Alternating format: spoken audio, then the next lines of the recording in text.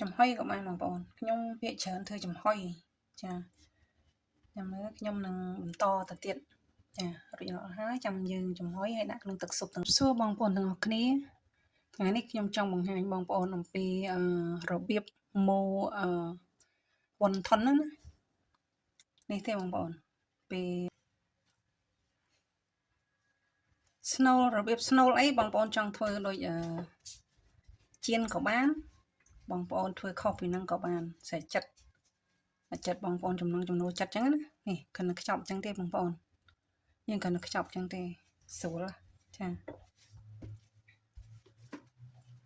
បៀបស្ងោររបៀបធ្វើបានថិនស្ងោរហ្នឹងបងប្អូនស្រួលជាងយើងយកទៅចៀនស្រួលធ្វើជាងនេះសម្រាប់យកធ្វើ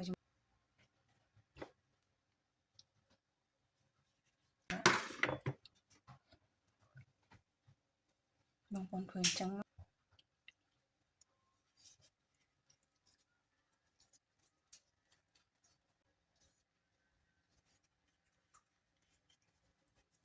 សោបយក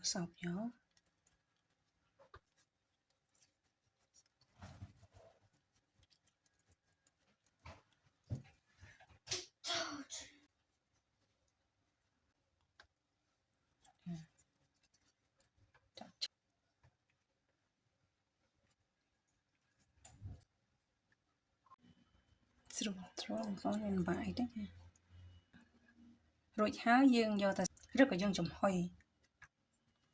ក៏បានបងប្អូនខ្ញុំភាគច្រើនធ្វើចំហុយចាចាំមើលខ្ញុំនឹងបន្តទៅទៀតចារួចរាល់ហើយចាំយើងចំហុយហើយដាក់ក្នុងទឹកស៊ុបទាំងអស់គ្នាចាបងប្អូនហើយខ្ញុំដាក់ចំហុយវ៉ុនថិនខ្ញុំដាក់បានយើងដាក់ទឹកស៊ុបឬក៏យើងចំហុយកតាស់តិចចឹងទៅដើម្បីឲ្យកាត់វាกระดาษហ្នឹងកាត់វាប្រហោងតិចមកចានេះប្រហោងចា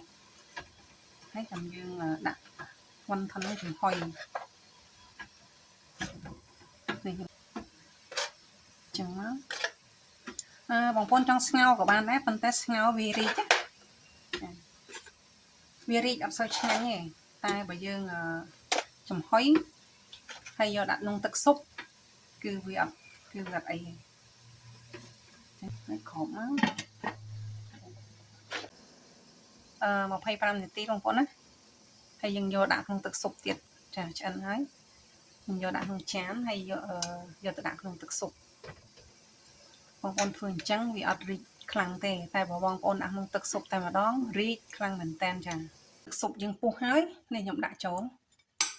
ចាទឹកស៊ុបនេះមានប្រហិតមានអីចឹងណាបងប្អូនចង់ដាក់អីដាក់ទៅចាតាមចិត្តខ្ញុំមានប្រហិតមានអីចឹងដាក់អញ្ចឹងវាអត់សូវរីកបើបងប្អូនរីកដាក់ចូលក្នុងនឹងហ្មងអត់ចំហុយរីកហើយក៏មិនសូវឆ្អិនល្អទៀត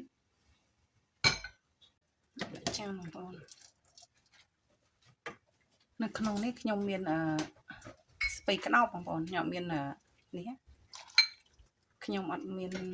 ស្បែកទេអញ្ចឹងខ្ញុំមានស្ពៃក្តោបមានអីដាក់នឹងអញ្ចឹងទៅចា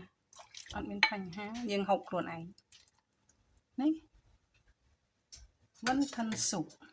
ដាក់គ្រឿងទៀតមកនេះខ្ញុំដាក់ម្រេចដាក់សៀងទឹមបំពងកាំងស្រាច់ឋានរបស់យើងដល់ទីបញ្ចប់ហើយបងប្អូនបើបងប្អូនពេញចិត្តនៅមុខមុខនេះសូមមេត្តាជួយ like ជួយ share នេះខ្ញុំផងសូមអរគុណសូមជម្រាបលា